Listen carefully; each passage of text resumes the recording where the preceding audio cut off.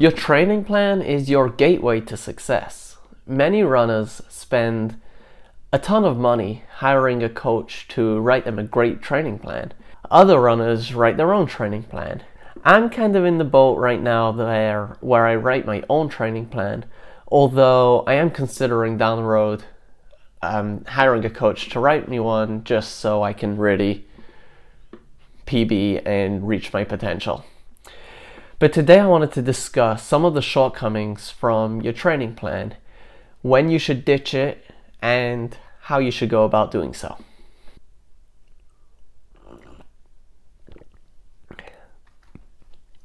Hey guys, welcome to my channel. Running can be confusing, especially if you want to run a certain long distance or you want to run some distance at a specific pace. Your training has to be very personalized and has to fit into your day-to-day life. It also has to take into account your talent level as well as your running age. Running age is basically the amount of time since you started running, also known as your experience.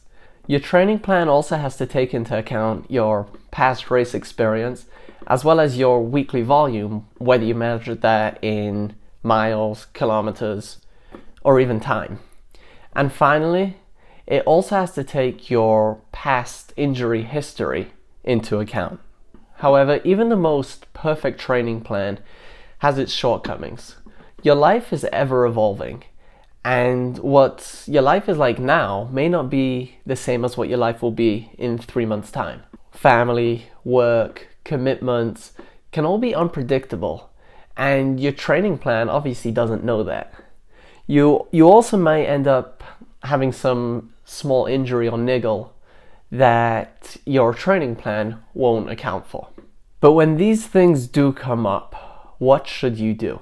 So firstly, I want to give a big shout out to all the coaches out there who are writing these amazing training plans. You guys are really helping runners break goals that they never thought were possible, while training harder and smarter in order to run faster, stronger, and have more enjoyment. But the reality is, even the best training plans can't account for everything. To start, running is really stressful on the body, and that's really what makes us better runners. When you dose the stresses appropriately, the body actually breaks down. But through a bunch of chemical reactions, the body realizes that it's broken down and it starts to build itself back up. And when it does that, it actually builds itself stronger. However, the body's only so smart, and it doesn't fully understand the difference between different kinds of stresses. So when you have an increase in stress in your life, whether it's at work, school, family, home, friends, you're increasing the amount of cortisol in the body, which increases the amount of stress that the body is dealing with. When you try to add your regular training to this increase of stress from your life, that could push the body over the edge to a point that it's unable to deal with all the stresses that are going on.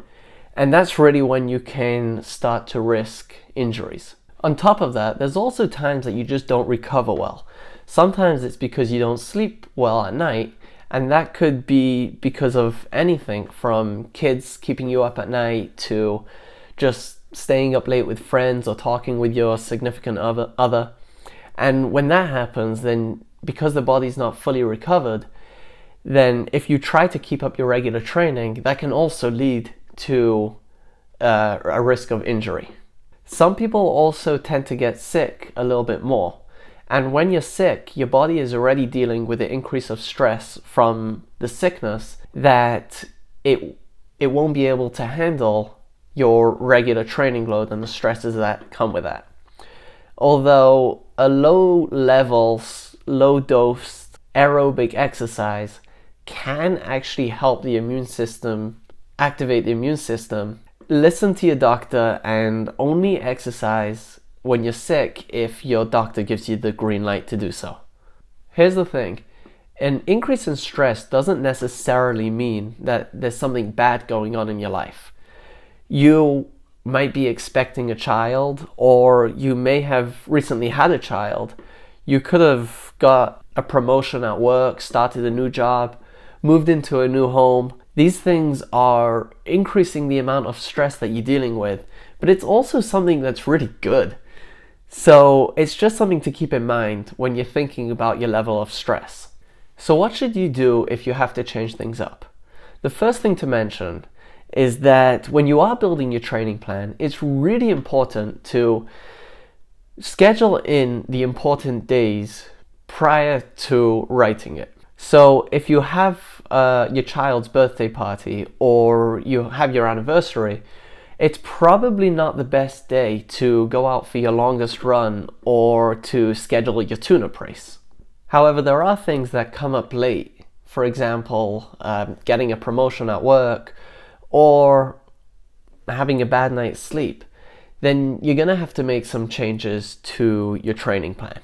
If you're working one-on-one with a coach, definitely bring it up with them, since they're the professionals and honestly, you're paying them for this, so you might as well get your money's worth.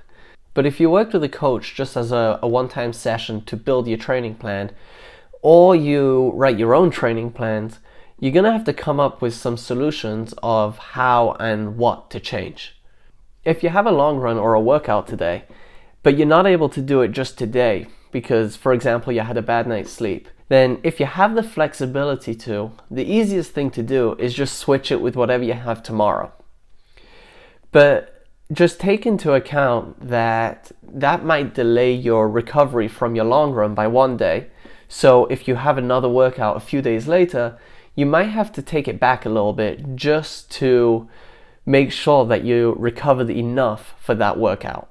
Another thing you can do if you have a long run scheduled is break up the long run into two shorter runs, one in the morning, one in the later on in the day. That way you're going to get the same amount of work overall, but it's not going to be as stressful on your body because you're going to have time to recover between the two runs. If you have to take a few days off from running, just take those few days off from running. You can try, and I'd recommend you try to throw in some easy miles and you get a little bit of running in just to keep the legs moving. But don't try to stuff in a workout when you're not able to. It's really not worth risking an injury. You can't win a race from one workout, but you sure as hell can lose it from one bad decision.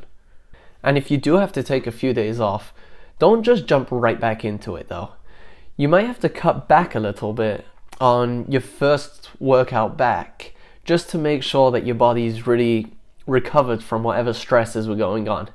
So you can either shorten the reps by a little bit, do them a little bit slower, or even just do a couple less reps than what you were scheduled to do.